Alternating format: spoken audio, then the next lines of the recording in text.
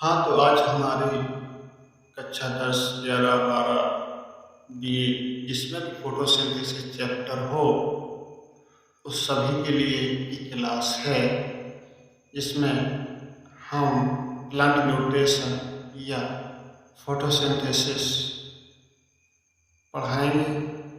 तो साथियों, जो हमारे चैनल पे नए विजिट कर रहे हैं, तो प्लीज़ सब्सक्राइब ज़रूर करें, लाइक करें, अपने दोस्तों को शेयर करें, ताकि ये नंबर 1 क्लास में सबका भला हो सके। तो आइए, आपका हमारे चैनल में स्वागत है और हम आपको अच्छे टॉपिक, कठिन से कठिन टॉपिक इंटरेस्टिंग एवं सरल बनाकर आपको प्रोवाइड करा रहे हैं। तो प्लीज़ हेल्प करें, चैनल को सब्सक्राइब जरूर करें। तो हम शुरू करते हैं अपना प्रकाश संश्लेषण का चैप्टर। तो प्रकाश संश्लेषण वह जैविक रासायनिक प्रक्रिया है जिसमें हरे पौधे अपने हरे भागों में उपस्थित क्लोरोप्लास्ट कैसा होता है? हरा होता है। सौर ऊर्जा ग्रहण करके वायु से ली गई कार्बन डाइऑक्साइड और मृदा से अवशोषित जल द्वारा स्वयं के लिए भोजन का निर्माण करते हैं तथा ऑक्सीजन निकालते हैं। इस परिभाषा का कहने का मतलब ये है कि जो पौधे होते हैं अपने हरे भागों से, उस परिभाषा का मतलब था कि जो पौधे होते हैं अपने हरे भागों से। तो हरे भाग क्या हो गया? उसके जैसे पत्ती हो गया, इसका तना हो गया, ये क्या हो गया? इसकी पत्ती हो गई और ये इसका तना हो गया, और ये इसकी रूट हो गई। क्या हो गई? ये रूट है इसकी। तो इसमें क्या होता है कि वायुमंडल से जो कार्बन डाइऑक्साइड होती है वो हमारे पेड़ पौधे पत्तियों से ग्रहण कर लेते। अब ये कार्बन डाइऑक्साइड पत्तियों में जाती कहाँ से है? तो अब ये कार्बन डाइऑक्साइड पत्तियों में जाती है निचली सतह से। कहाँ से जाती है? निचली सतह। निचली सतह पे क्या होते हैं? छिद्र होते हैं, जिन्हें हम स्टोमेटा नाम देते हैं, रंध्र नाम देते हैं। इन रंध्रों से होकर के कौन जाता है? CO2 अंदर जाती है और O2 बाहर निकलती है। क्या निकलती है? ऑक्सीजन बाहर निकलती है। तो पत्तियों की निचली सतह खुरदरी होती है, ऊपरी सतह चिकनी होती है। तो ऊपरी सतह से जो होता है सूर्य की प्रकाश अवशोषित किया जाता है। तो वायुमंडल में से जो मनुष्य द्वारा छोड़ी गई या जीव जंतुओं द्वारा छोड़ी गई कार्बन डाइऑक्साइड है, उसे पत्ते ग्रहण कर लेते हैं, यानी हरे भाग से ग्रहण कर लेते हैं। और मिट्टी से जल को ग्रहण कर लेते हैं। जल और खनिज लवण को मिट्टी से ले लेते हैं। मिनरल्स यानी खनिज लवण, वाटर यानी कि जल, दोनों ये अपने जड़ों से अवशोषित कर लेते हैं और ये पत्तियों तक पहुंचाते हैं। और वायुमंडल से तो कार्बन डाइऑक्साइड ले ही ली, सूर्य का प्रकाश ही सूर्य से आ रहा है। तो पत्तियों में पाया जाता है हरित लवक। क्या पाया जाता है? हरित लवक पाया जाता है पत्तियों में। हरित लवक की वजह से ये हरी होती है। हरित लवक में ग्रीना पाए जाते हैं और ग्रीना में क्लोरोफिल पाया जाता है, जहाँ पर फोटोसिंथेसिस की क्रिया होती है। तो फोटोसिंथेसिस की जो क्रिया होती है वो कहाँ होती है? तो वो ग्रीना में होती है लाइट रिएक्शन, और स्ट्रोमा में होती है डार्क रिएक्शन। यानी कि लाइट रिएक्शन का मतलब है प्रकाश अभिक्रिया और डार्क रिएक्शन का मतलब है अंधकार अभिक्रिया, जो अंधेरे में होती है। तो इस परिभाषा का क्या मतलब? इस परिभाषा का मतलब है कि पौधे अपने हरे भागों से क्लोरोप्लास्ट और सूर्य का प्रकाश की उपस्थिति में जो कार्बन डाइऑक्साइड ग्रहण करते हैं और जड़ द्वारा जल एवं खनिज लवण को अवशोषित करके ये क्या करते हैं? ये ग्लूकोज का निर्माण करते हैं, यानी कि भोजन का निर्माण करते हैं। तो ये CO2 कहाँ से आई? ये है समीकरण प्रकाश संश्लेषण का। तो CO2 कहाँ से आई? ये CO2 आई आपकी वातावरण से, जीवधारियों द्वारा सांस द्वारा छोड़ी गई है CO2। और H2O कहाँ से आया? ये आया जड़ से आया, और खनिज लवण भी आए। सूर्य का प्रकाश कहाँ से मिला? सूर्य से। पर्णहारी में कहाँ था? पत्ती में। तो इन सब को मिलाकर इसका निर्माण किया गया भोजन। इस भोजन को कहते हैं ग्लूकोज। और इसमें 6 H2 यानी कि आधा जल पत्तियों से वाष्प के रूप में निकल गया, ऑक्सीजन की हवा के रूप में निकल गई, जो वातावरण को दे दी गई। तो ये जो ग्लूकोज होते हैं ये कार्बोहाइड्रेट होते हैं। क्या होते हैं ये क्या होते हैं? कार्बोहाइड्रेट होते हैं। तो कार्बोहाइड्रेट क्या करते हैं? पौधों को ताकत प्रदान करते हैं, पौधों को ऊर्जा प्रदान करते हैं, जिससे पौधे बढ़ते हैं, मोटे होते हैं। और ये अपने भोजन को तुरंत नहीं उपयोग करते हैं। ये क्या करते हैं कि भोजन को जड़ों में इकट्ठा करके रख लेते हैं। जैसे आलू होता है, जड़ों में इकट्ठा कर लिया, और कई सारी जड़ें होती हैं जो फूल करके मोटी हो जाती हैं, और ये अपने भोजन का अनुकूल परिस्थितियों में आकर के उपयोग करते हैं जब इनकी जरूरत होती है। तो ये अपने भोजन को मंड के रूप में अवशोषित कर वो इकट्ठा करके रखते हैं। तो कार्बोहाइड्रेट पौधों को ऊर्जा प्रदान करते हैं। पौधों द्वारा कार्बोहाइड्रेट को तुरंत उपयोग में नहीं लिया जाता, इन्हें मंड के रूप में संचित कर लिया जाता है। क्या के रूप में? मंड को इंग्लिश से बोलते हैं स्टार्च। क्या बोलते हैं? स्टार्च। मंड को बोलते हैं इंग्लिश में स्टार्च। अब पत्तियों में अब बात करते हैं कि पत्तियों में भोजन काय के रूप में बनता है। तो भोजन पत्तियों में बना काय के रूप में, भोजन बना पत्तियों में ग्लूकोज के रूप में। तो हरे भागों में जो भोजन बना काय के रूप में बना? ग्लूकोज के रूप में बना। ग्लूकोज के रूप में बना है। ये बना कहाँ? हरे भागों, पत्तियों में एवं हरे भागों में ये भोजन बना। और जब पत्तियों से भोजन तनी में आया तो किस रूप में आया? तो वो आया शुगर के रूप में, यानी सुक्रोज के रूप में भोजन आया। क्या के रूप में आया? तनी में सुक्रोज के रूप में। तो पत्तियों में बना ग्लूकोज के रूप में, और पौधे में आया सुक्रोज के रूप में। पत्तियों में ग्लूकोज ये बना लीफ में, तनी में बना सुक्रोज, शुगर सुक्रोज के रूप में, और इकट्ठा हुआ काय के रूप में, स्टार्च के रूप में। तो चलते हैं दोस्तों, ये फिगर देख सकते हैं, इसमें फोटोसिंथेसिस की क्रिया दिखाई गई है, जिसमें ऑक्सीजन को यहाँ दिखाया गया है, तो सूर्य प्रकाश लिया जा रहा है पत्तियों द्वारा, कार्बन डाइऑक्साइड ली जा रही है, और शुगर इसमें बन रही है,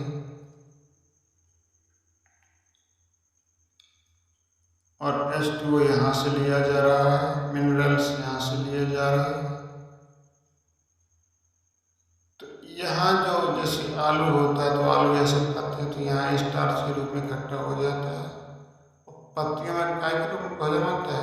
ग्लूकोज के रूप में।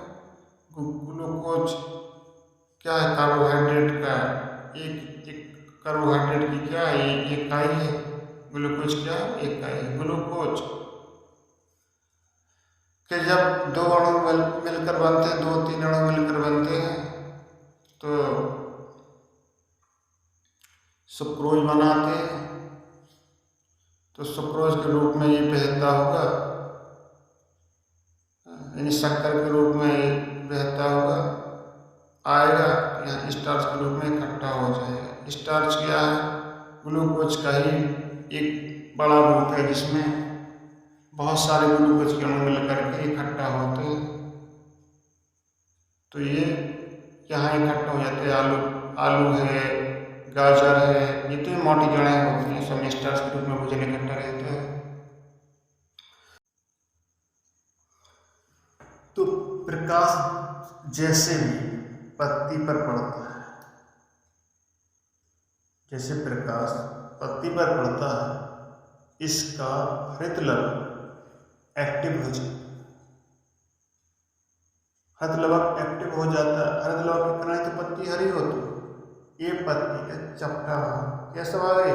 चपटा भाग। इसको हमने ट्रांसफर सेक्शन किया है, ट्रांसफर तरीके से काटा है इसमें, तो इसमें हमें क्या दिखाई दे रहा है?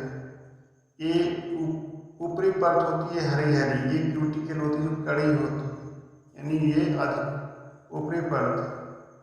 ये ऊपरी परत के नीचे है, ये है ऊपरी एपिडर्मिस यानी ऊपरी चर्म है।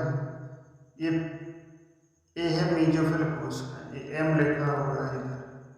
ये मेसोफिल कोशिका है। यहाँ का जो हरित लवक होता है वो बहुत एक्टिव होता है, बहुत सक्रिय होता है, जो एक प्रकाश संश्लेषण के उपकरण की तरह कार्य करता है। इसकी तरह कार्य करता है, प्रकाश संश्लेषण उपकरण की तरह। आप देख सकते हैं जैसे ही इसमें प्रकाश से जुड़ी क्रिया होती है, तो देखो यहाँ से CO2 जा रही है, अंदर न जा रही है, स्टोमेटा है। क्या स्टोमेटा है? CO2 अंदर जा रही है और O2 बाहर निकल।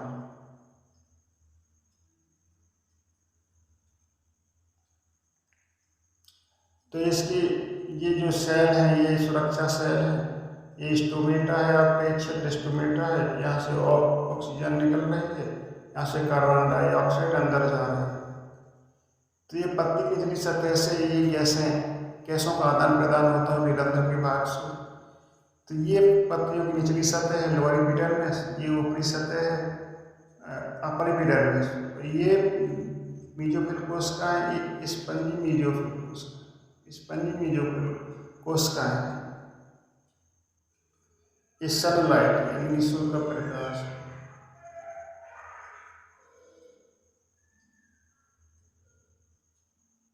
तो अब चलते हैं प्रकाश संश्लेषण का जो साइट होते हैं, कार्यस्थल होता है, जो प्रकाश संश्लेषण क्रिया पत्ती में होती है। तो हमने बता दिया मेसोफिल कोशिका में होती है। तो प्रकाश संश्लेषण की क्रिया पत्तियों के हरित लवक में होती है। हरित लवक हरे रंग के कोशिका के अंग है, पत्ती के मेसोफिल कोशिका। मेसोफिल कोशिकाओं को हिंदी में कहते हैं पर्णमाध्य होते। क्या कहते हैं? पर्णमाध्य होते। इन मेसोफिल में सर्वाधिक सक्रिय होते हैं, प्रकाश संश्लेषण उपकरण की तरह कार्य करते हैं। ये पौधों में हरा चपटा भाग होता है तथा फैला हुआ भाग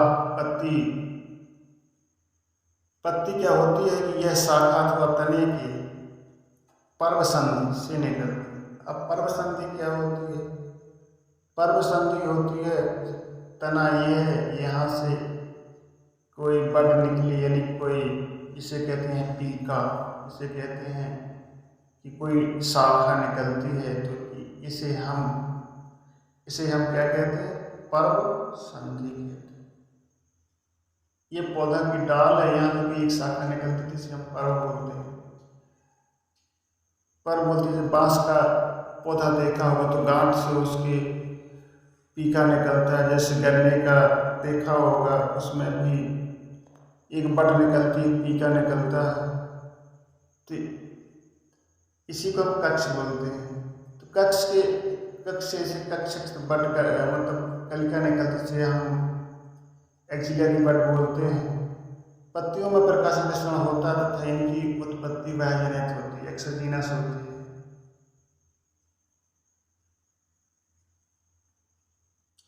ये पत्ती है तो ये एक्सोजीनस मतलब बाह्य रूपी से उत्पन्न होती है। तो ये पत्ती इसमें देख सकते हैं, ये है नोड यानी कि पर्वसंधि।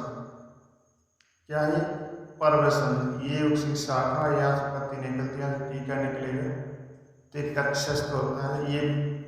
ये पत्ते का व्रंत है, यानी कि जैसे डठुआ बोलते हैं देसी भाषा में, इसे व्रंत बोलते हैं। और ये जो चौड़ा भाग है, ये चौड़ा भाग है, इसे बोलते हैं पत्ती का चौड़ा भाग, यानी कि इसे इंग्लिश में बोलते हैं लीफ लेमिना। लीफ लेमिना बोलते हैं। ये जो चपटा भाग दिखाई दे रहा है लीफ लेमिना बोलते हैं। और ये जो दिखाई दे रही हैं आपको, ये दिखाई दे रही हैं, ये दिखाई दे रही हैं, ये दिखाई दे रहा है, ये सिरा है, ये मध्य सिरा है। क्या है? मध्य सिरा है। जैसे मनुष्यों में खून की नालियाँ होती हैं, नाड़ियाँ होती हैं, जिसमें खून बहता रहता है, यानी ब्लड सर्कुलेशन होता है, उसी प्रकार से पत्तियों में भी भोजन और पानी को ले जाने वाली ये होती है, ले जाने लाने वाली। ये देखो कितनी निकल रही है, देखो ये। फिर ये देखो, ये जाल से फैल रही है इधर, ये जाल से फैल रही है इधर, इधर सब में फैल रही है। तो पौधे को क्या देती है? भोजन देती है। यहाँ से भोजन बनता है, मैं यहाँ से भोजन का परिवहन होता है, इनके द्वारा पौधे के स्टेम को कर दिया जाता है। तो आपकी पत्ती आपने देख ली होगी, ये मध्य सिरा है और ये सिरा है जो निकलती है, और ये सिलिकाएँ हैं, ये यहाँ से निकलती हैं। तो पत्ती के बारे में जानकारी होगी हमारे। पत्ती के जो ये निकलते हैं इसे स्टिप्यूल बोलते हैं। हम देख लेते हैं अब आगे।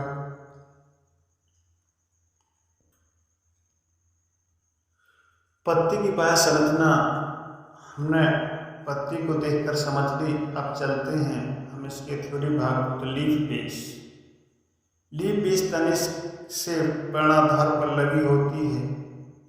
लेग्यूमिनेसी के सदस्यों पत्तियों का पर्णाधार फूला हुआ होता है तथा पल्विनस कहलाता है। तो पर्णाधार क्या होता है? तो पर्णाधार इसका ये भाग होता है, पर्णाधार ये भाग होता है, पर्णाधार। तो लेग्यूमिनेसी यानी कि मटर फूल में क्या होता है? मटर की पत्ती जब तोड़ेंगे तो आप ये भाग फूला हुआ दिखेंगे, इसे लीफ बेस कहते हैं। क्या बोलते हैं इसे? लीफ बेस, यानी कि पर्णाधार। पर्णाधार पत्ते का आधार है, पर्णाधार।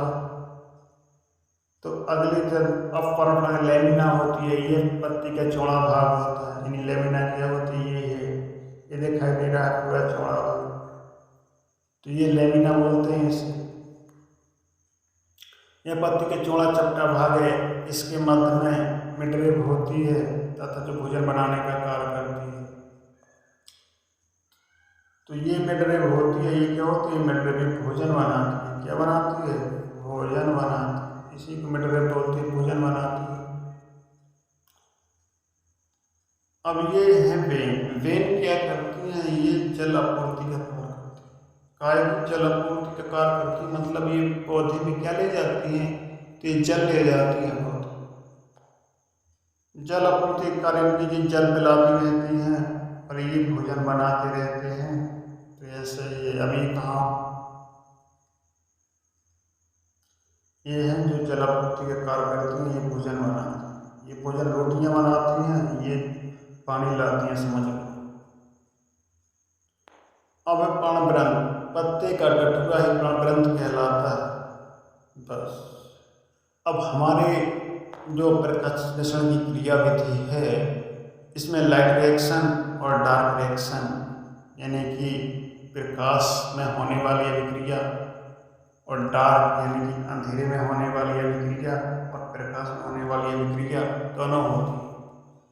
प्रकाश में कौन सी अभिक्रिया होती है? तो प्रकाश में अभिक्रिया होती है जल का विखंडन और जल से O2 का निकलना। जल से क्या का निकलना? ऑक्सीजन का निकलना। तो ये होती है प्रकाश में रिएक्शन। और अंधेरे में क्या होती है?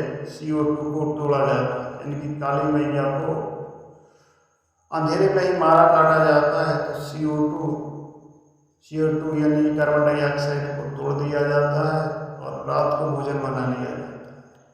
तो दिन में क्या होता है कि ऑक्सीजन निकाली जाती है पानी को तोड़ तोड़ कर, और रात में क्या होता है? खाना बना अपना खा लेते हैं पेड़ पौधे ये, तो इस तरीके से होती है। तो ये सूर्य का प्रकाश आ रहा है, ये ग्रेना है, यानी ये ग्रेना बनी हुई है। ये पूरी पत्ती है, ये क्या पूरी पत्ती है, तो ये ग्रेना है, ये पूरी पत्ती है। जो ग्रेना में क्या होता है कि जो भोजन बनता है वो H2O से, यानी कि जल से और हमेशा ऑक्सीजन निकलती है, कार्बन डाइऑक्साइड से हमेशा भोजन बनाती है। तो चलते हैं इन क्रियाओं को विस्तार से पढ़ते हैं। तो प्रकाश संश्लेषण की क्रिया विधि। तो प्रकाश संश्लेषण एक जटिल अंतःशोषीय क्रिया है। तो प्रकाश संश्लेषण कैसे क्रिया है, तो ये अंतःशोषीय एंडोथर्मल अभिक्रिया है। उपापचयी अभिक्रिया है जो कि 2 चरणों में पूर्ण होती है। पहली है प्रकाशिक या हेलन।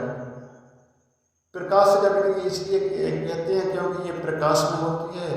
हेल अभिक्रिया इसलिए कहते हैं कि हेल नामक वैज्ञानिक ने इसे खोजा था। तो इस अभिक्रिया का अध्ययन सर्वप्रथम रॉबर्ट हेल नामक वैज्ञानिक ने किया था, इसलिए इसे हेल अभिक्रिया भी कहते हैं। यह अभिक्रिया हरित लवकों की ग्रेना में होती है। तो यह अभिक्रिया कहाँ होती है, ग्रेना में। प्रथम प्रकाश संश्लेषण की अभिक्रिया होती है ग्रेना में होती है पर्णहरण की सहायता से, यानी कि पर्णहरण होता है क्लोरोफिल, हरित लवक होता है क्लोरोप्लास्ट। तो पर्णहरण की सहायता से प्रकाश की उपस्थिति में संपन्न होती है। तो प्रकाश की उपस्थिति में क्रिया जो होती है वो कहाँ होती है, ग्रेना भाग में। ग्रेना कैसे होते हैं, ये पैसे कैसे छल्ले रखे रहते हैं, हरे रंग के, आप हरे रंग के रखे रहते हैं। तो अध्ययन की सुगमता के लिए हम विभिन्न घटकों को इस तरीके से पढ़ लेते हैं। जैसे सूर्य का प्रकाश पत्ती ने अवशोषित किया, ग्रेनम में उपस्थित जो क्लोरोफिल होते हैं वो एक्टिव हो जाते हैं। हमने क्लोरोफिल दिखाए थे, वो कहाँ, तो ये मीजोफिल सेल है। ये मीजोफिल सेल, इसमें ग्रेना पाए जाते हैं। तो ग्रेना कैसे होती है वो भी देखते हैं। तो जहाँ भोजन बनता है ये पत्ती की ग्रेना लगे हुए हैं। ये जो एक grana grana grana grana grana, ये सब ग्रेना लगे हुए हैं। ग्रेना जो आपस में एक संरचना से जुड़े हैं, इसे थैलेकोइड बोलते हैं। और ये जो तस्तरी सी रखी है ना, ये भोजन रखा हुआ है, बना बना है। तो इस तरीके से ग्रेना होते हैं। तो एक संरचना दिख रही है, जैसे सिक्के रखे हों, पैसे रखे हों, गिलट या पैसा रखे हों, यही संरचना दिख रही है हमें। सूर्य का प्रकाश अवशोषित कर हरित लवकों के ग्रेनम में उपस्थित क्लोरोफिल सक्रिय हो जाते हैं और एडीपी को एटीपी में बदलते हैं। क्या करते हैं, एडीपी को एटीपी में बदलते हैं। जो पहली क्रिया ये हो, एडीपी को क्या बदला जाता है, एटीपी में बदला। तो पहली क्रिया ये होगी। फिर दूसरी क्रिया में क्या होता है, पानी को तोड़ा जाता है, क्योंकि जल को तोड़ा जाता है। तो जल का तोड़ना, क्योंकि जल का टूटना जब क्लोरोफिल एक्टिव होता है, यानी कि क्लोरोफिल सक्रिय होता है, तो ये प्रकाश की उपस्थिति में क्या करता है, ये जल को तोड़ता है। देखो इसने जल को कैसे तोड़ा, H+ में तोड़ा, काय में तोड़ा, H+ में तोड़ा और OH में तोड़ा। काय में तोड़ा, H+ में और OH में तोड़ा। देखिए H+ में तोड़ दिया इन्होंने, यहाँ भी H+ में टूटा है और OH यहाँ दिखाई नहीं दे रहा है। तो OH आपका ये समझ लो कि OH H धन है तो OH ऋण होगा। तो HOH में तोड़ दिया, तो ये H कहाँ आया, दूसरी अभिक्रिया में जो ये H आया, हाइड्रोजन धन आयन होता है, हाइड्रोजन आयन होता है। दूसरी अभिक्रिया में NADP से जुड़ता है, क्या जुड़ता है, NADP से जुड़ता है और NADPH बना लेता है, NADPH2 बना लेता है। दूसरा पॉइंट है सक्रिय क्लोरोफिल जल का फोटोलाइसिस का संघटन करके उसे H धन आयन OH आयन में बदल देता है। ये दूसरी अभिक्रिया हो गई। अब चलते हैं तीसरे पॉइंट पर।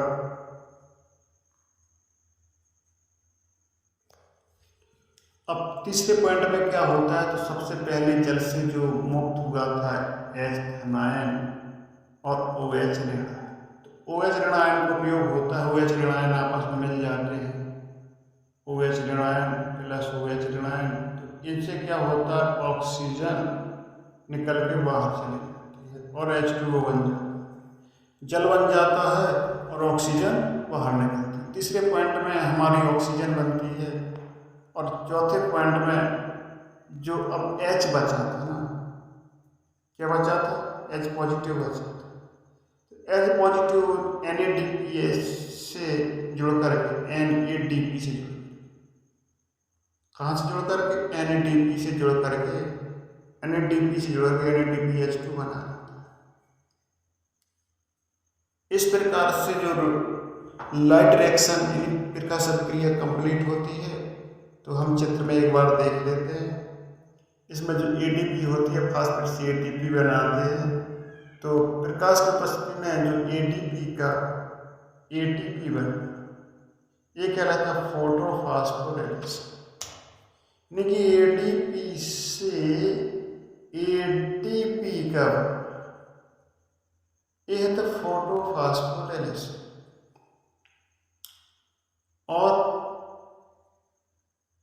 और जल का टूटना यानी जल जब टूटता है इसको कहते हैं प्रकाश अपघटन। तो ये दो क्रियाएं होती हैं इसमें प्रकाश संश्लेषण की क्रिया में। एक तो होता है फोटोलाइसिस, एक होता है आपका फोटोफॉस्फोराइलेशन। तो ये इसमें हम चित्र से समझ लेते हैं। तो पहले अभिक्रिया में हमारा क्या होता है, तो ATP से ATP बनता है, यह क्रिया होती है फोटोफॉस्फोराइलेशन।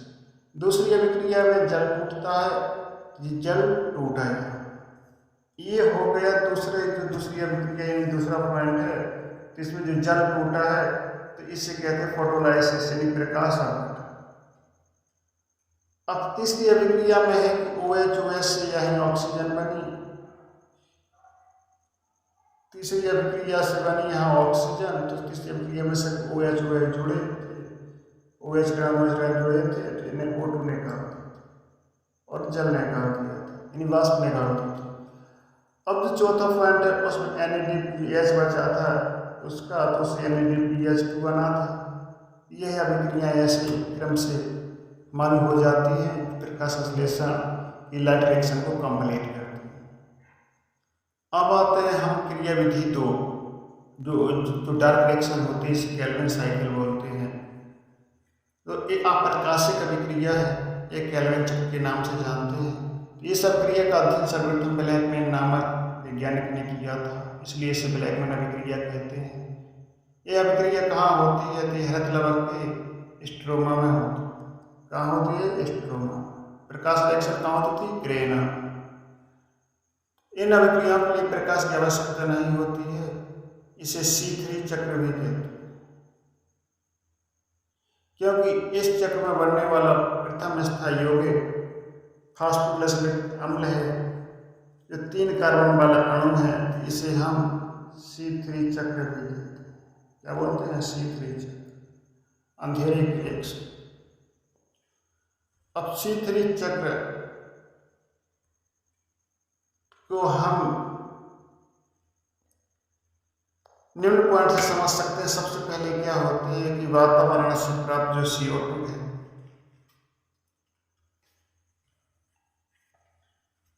जो CO2 है, क्या CO2 होती है, वातावरण से प्राप्त होती है CO2, इसका अपचयन हो जाता है। क्या हो जाता है, प्रकाश अभिक्रियाओं से जो जल से H धनायन मिले थे, उससे क्या हो जाता है, इसका अपचयन हो जाता है, जिससे पागल नामक पदार्थ बनता है। पागल क्या होता है, फास्फोग्लिसरल्डेहाइड को पागल कहते हैं। क्या है, फास्फोग्लिसरल्डेहाइड को हम पागल कहते हैं। यह नामक पदार्थ बनता है। तो ये कैसे बनता है, इस क्रिया को हम समझ लेते हैं। तो इस चित्र से समझते हैं। सबसे पहले हमने RUBP एंजाइम, जो बाइफॉस्फेट RUBP एंजाइम होते हैं, इसे ये आता है, इसमें CO2 + H2O मिलता है, इसका कार्बोक्सिलेशन होता है। कार्बोक्सिलेशन मतलब कार्बन डाइऑक्साइड का अपचयन होता है तो फास्फोग्लिसरिक एसिड बनता है। फिर इसके बाद ATP ANADP प्लस H ये सभी ऊर्जा देते हैं इसको, तो इसका रिडक्शन होता है तो फास्फोग्लिसरिक एसिड होता है जो ग्लिसरॉल्डिहाइड में बदलता है। और ये इसका रीजनरेशन होता है तो ATP यहाँ पे यूज हुआ था, ATP का यूज हुआ था यहाँ पर, ATP से पुनः ATP बनेंगे, इसे रीजनरेशन कहते हैं। फिर इसके बाद राइबोलेस फास्फेट पुनः बन जाता है, रीजनरेशन। RUPP यहाँ यूज हुआ था, RUPP आके हमें इसे रीजनरेशन कहते हैं। तो इसमें सबसे पहले क्या होता है कि RUPP एंजाइम मिलता है जिससे CO2 के साथ मिलकर के 6 कार्बन वाला अणु बना लेता है जो अस्थायी होता है पूरे तरीके से। 6 कार्बन वाला अणु एंजाइम की स्थिति से मिला है, बस एक एंजाइम है, ये एंजाइम है। और CO2 तथा जल की उपस्थिति में ये CO2 प्लस जल से क्रिया करके 6 कार्बन वाला अस्थायी यौगिक बनाता है। ये 6 कार्बन वाला तुरंत ही फिर अपचयित हो जाता है, फिर ये 3 कार्बन वाला अणु बना लेते हैं फास्फोग्लिसरिक हमने कहते हैं PGA के, क्या बोलते हैं PGA बोलते हैं, जो बाद में अपचयित होकर फिर पागल बना लेता है, फास्फोग्लिसरॉल्डिहाइड का निर्माण कर लेता है। तो अपचयित होकर के ये PGA बनता है जो 3 कार्बन वाला होता है, जो बाद में अपचयित होकर फिर पागल बना लेता है, फास्फोग्लिसरॉल्डिहाइड का निर्माण कर लेता है। पहले 6 कार्बन वाला यौगिक, इसमें H धन आयन मिले। अपचयन का मतलब होता है कि H धन आयन का जुड़न। PGA बना, PGA से अपचयन हुआ, 12 पागल बने, 12 अणु पागल के बने, 12 अणु ये बने, 6 अणु ग्लूकोज। और दूसरा पॉइंट है जो पागल बना था, यानी फास्फोग्लिसरॉल्डिहाइड बना था, इसमें इसके 2 अणु आपस में स्वयं मिल जाते हैं और ग्लूकोज का निर्माण करते हैं। फास्फोग्लिसरॉल्डिहाइड है, इसके 2 अणु आपस में मिल जाते हैं, हाइड्रोजन के साथ मिलकर के ये ग्लूकोज पुनः बना लेते हैं। तो ग्लूकोज का ग्रुप बनाते हैं, मंड के रूप में, स्टार्च के रूप का निर्माण अंदर ही अंदर पौधे में हो जाता है। फिर पागल और RUPP का अंत में PGL फास्फोग्लिसरॉल्डिहाइड और RUPP एंजाइम पुनः बन जाते, इसलिए पुनर्जनन हो जाता है और यह पदार्थ अभिक्रिया के चलाने के लिए पुनः उपलब्ध हो जाते हैं, मतलब जो आगे क्रिया होने के लिए फिर से तैयार हो जाते हैं और यह क्रम चलता ही रहता है। जैसे आप देख सकते हैं RUPP इसमें लिया है, CO2 H2O मिले हैं तो कार्बोक्सीकरण हुआ है, 3 PGA बना, क्या बना, फास्फोग्लिसरॉल्डिहाइड। इसका अपचयन हुआ, ट्राइफॉस्फेट बना, इसे हम पागल कहते हैं, PGA। तो यहाँ पागल बन गया, तो पागल के 2 अणु मिलकर यहाँ बना था पागल, तो पागल PGAL बना, पागल के 2 अणु मिलकर के ये पागल से क्या बना था आपका, ग्लूकोज बना। ग्लूकोज के बाद ये पुनः निकल आते राइबोलोज और पुनः ये दूसरे ग्लूकोज अणु के बनने में पुनः ये भाग लेता है, तो इसे पुनर्जनन कहते हैं। प्रकाश संश्लेषण के लिए आवश्यक अवस्थाएं, यानी कि जो नेसेसरी कंडीशंस होती हैं फोटोसिंथेसिस के लिए, उसमें से जो फोटोसिंथेसिस के लिए जो मुख्यतः जो मेन्स होता है सूर्य का प्रकाश होता है और क्लोरोफिल की उपस्थिति ज़्यादा आवश्यक होती है। तो इसका हम वर्णन विभिन्न प्रकार करते हैं। तो पहला पॉइंट है कि जो प्रकाश होता है, तो प्रकाश जैसे प्रकाश की तीव्रता बढ़ती है तो देखा गया है कि जैसे लाल प्रकाश में है तो फोटोसिंथेसिस ज़्यादा होता है, रेड प्रकाश है तो सबसे ज़्यादा होता है, और बैगनी में थोड़ा कम होता है, हरे में बहुत कम होता है प्रकाश संश्लेषण। तो इस प्रकाश के जब प्रकाश बहुत तेज निकलता है तो देखा गया है कि प्रकाश संश्लेषण की क्रिया होती है वो रुक जाती है। तो प्रकाश संश्लेषण की जो क्रिया होती है वो सुबह शाम सबसे ज़्यादा होती है लाल प्रकाश में। अब दूसरा जो पॉइंट है वो है कि क्लोरोफिल, वे पत्तियाँ जिनमें क्लोरोफिल अधिक मात्रा में पाए जाते हैं उनमें अधिक प्रकाश संश्लेषण होता है। अब कुछ इसमें सहायक कारक भी होते हैं, नेसेसरी फैक्टर्स होते हैं जो निम्नलिखित हैं। तो इसमें इनके अलावा प्रकाश और क्लोरोफिल के अलावा क्या मिलता है, कार्बन डाइऑक्साइड ये जरूरी होती है जो हमें कहाँ से मिलती है, जो जंतुओं के श्वास द्वारा जो निकाली गई जो कार्बन डाइऑक्साइड वहाँ से मिलती है। अगर ये ज़्यादा है तो प्रकाश संश्लेषण की क्रिया भी बढ़ जाती है कार्बन डाइऑक्साइड के अधिक होने से। अब टेम्परेचर देख लेते हैं, तापमान देख लेते हैं। तो पादप में प्रकाश संश्लेषण की दर 10 से 35 डिग्री तापमान तक तो बढ़ती है। यदि वातावरण का तापमान 35 डिग्री तक है तो प्रकाश संश्लेषण की क्रिया होती रहेगी। इसकी ज़्यादा तापमान पर कम हो जाती है, जिससे अक्सर आपने देखा होगा कि पत्तियां मुरझा जाती हैं। खनिज लवण जैसे मैग्नीशियम, मैग्नीज और आयरन और सल्फर की कमी से प्रकाश संश्लेषण की दर को कम कर देती है। तो ये AF ही लिखा है, ये क्या लिखा है, AF ही लिखा है, ये मॉलिब्डेनम। क्या है ये, मॉलिब्डेनम। ये जल की मात्रा भी प्रकाश संश्लेषण की दर को बढ़ा देती है। यदि जल भी ज़्यादा देंगे तो पौधा जो बढ़ता है, ज़्यादा खाना बनाता है, इसलिए पौधा मोटा होता जाता है, बढ़ता चला जाता है। ये वाला पॉइंट हो गया। अब प्रकाश संश्लेषण का महत्व क्या है हमारे जीवन में, एक हेडिंग है प्रकाश का महत्व।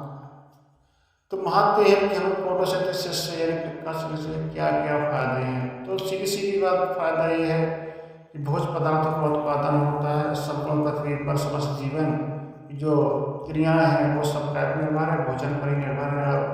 अगर सूर्य खत्म हो जाएगा, पेड़ पौधे भोजन नहीं बनाएंगे, हमारा संसार जो भूखों मर जाएगा। इसलिए प्रकाश संश्लेषण में समस्त जीवन की प्रक्रिया निर्भर है। ऊर्जा का स्रोत है, सभी जीवों के लिए पादपों द्वारा निर्मित भोजन ही ऊर्जा का एकमात्र स्रोत है। वायुमंडल के निर्धारण, शुद्धिकरण, ऊर्जा संतुलन। वायुमंडल में कार्बन डाइऑक्साइड और ऑक्सीजन की गैसों के अनुपात प्रकाश संश्लेषण द्वारा ही नियंत्रित होता है। O2 CO2 वातावरण का शुद्धिकरण कैसे होता है, पेड़ पौधों से होता है। पेड़ पौधे नहीं होता वातावरण अशुद्ध हो जाएगा, क्योंकि जो जीवों द्वारा छोड़ी कार्बन डाइऑक्साइड है वो बहुत ज़्यादा मात्रा में हो जाएगी, जिससे आदमी से मरने लगेंगे, ऑक्सीजन नहीं रहेगी। इसलिए पेड़ पौधे क्या करते हैं, वो CO2 को लेते हैं और O2 को छोड़ते हैं, जीव संतुलन बना रहे हैं।